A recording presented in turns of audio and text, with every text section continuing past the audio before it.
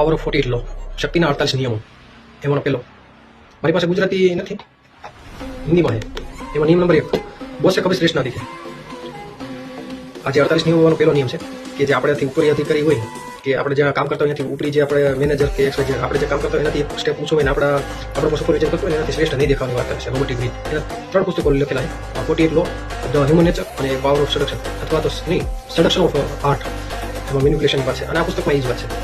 48 નિયમો છે ને એ આખી પાવરની હેરાફેરી માટે બનાવેલ છે કે તમારે સત્તા ઉપર બની રહેવા માટે કેવા કેવા પ્રયત્નો કરવા પડશે, એના માટે ટકી રહેવા માટે તમારે કેવા કેવા નિયમોનું પાલન કરવું પડશે. એટલે નિયમો તો એવા કોઈ ખાસ નેચરલી નિયમો નથી, એક માનવ સ્વભાવના નિયમો છે કે એક જગ્યાએ તમારે ટકી રહેવા માટે કેવા કેવા પ્રયત્ન કરવો પડે અને એ નિયમો ફોલો કરો તો તમે અહીંયા ટકી રહેવામાં તમને મદદરૂપ બનશે. એનાથી વાકેફ કરાવે છે કે આપણે બોસે શ્રેષ્ઠ ના દીખે, કારણ કે આપણે જે આપણા ઉપરી હોય એનાથી સારું કરવાનો પ્રયત્ન કરીએ તો એ એક અનસિક્યોર, અસુરક્ષિતની ભાવના અનુભવે.